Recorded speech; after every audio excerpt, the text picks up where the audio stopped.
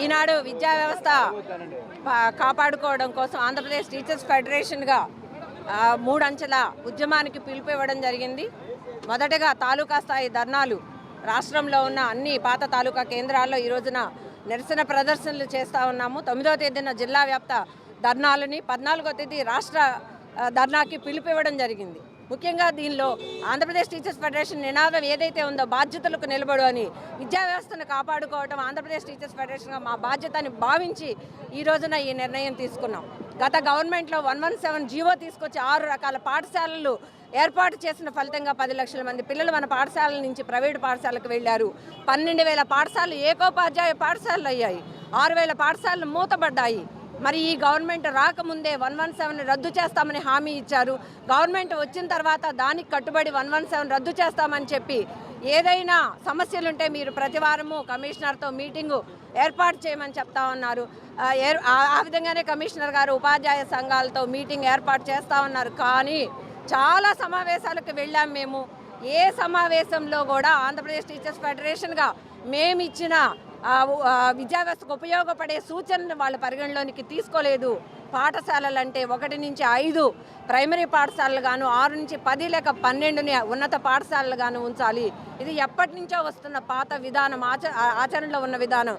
దాన్ని తీసేసి ఈ రోజున 9 రకాల పాఠశాలల్ని ఏర్పాటు చేస్తూ ఉన్నారు.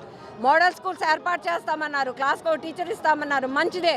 కానీ ఎఫ్ఎస్ల పేరుతో 1:30 అని 1 నుంచి 5 తరగతులు ఉన్న బేసిక్ స్కూల్లో కూడా 1:30 అని చెప్తూ, అదే ఉన్నత పాఠశాలలో 1 నుంచి 5 తరగతులను కలిపి, అంటే గత గవర్నమెంట్లో ఉన్నత పాఠశాలలో 3, 4, 5 తరగతులనే కలిపారు.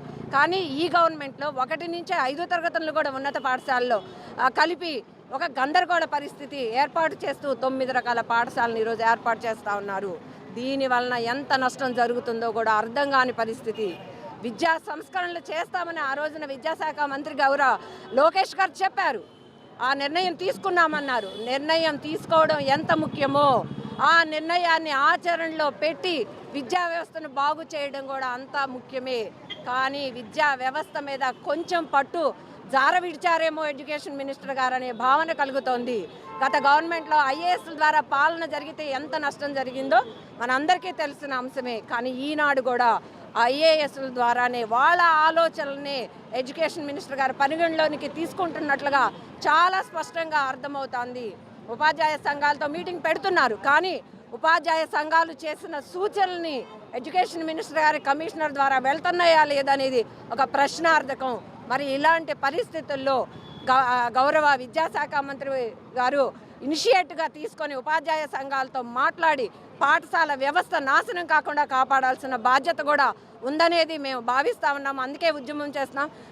అదే కాకుండా ఈ ప్రభుత్వం వచ్చి దాదాపు 10 నెలల పైన అయింది. పిఆర్సీ ఏర్పాటు చేయాల్సిన అవసరం ఉంది. పిఆర్సీ కమిషన్ని అది మాట ఇచ్చారు. మేము రాగానే మెరుగైన ఐఆర్ ఇస్తాము, పిఆర్సీ కమిషన్ వేస్తామని చెప్పారు. మరి ఇప్పటికీ 3 డిఏలు కూడా పెండింగ్లో ఉన్నాయి. కేంద్ర ప్రభుత్వం 3 డిఏలు వాళ్ళ ఉద్యోగులకి ఇచ్చింది. ఆ 3 డిఏలు ఇవ్వాలి. 11వ పిఆర్సీ బకాయిలు ఇవ్వాలి. ఈఎల్స్ ఉన్నాయి, టీచర్లు పెట్టుకున్న ఈఎల్స్ 3 సంవత్సరాలు అవుతుంది, అవి క్రెడిట్ కార్డు లేదు. ఇవన్నిటి మీద కూడా ఈరోజు ఉద్యమానికి పిలుపు ఇచ్చి సక్సెస్ చేసుకుంటున్నాము.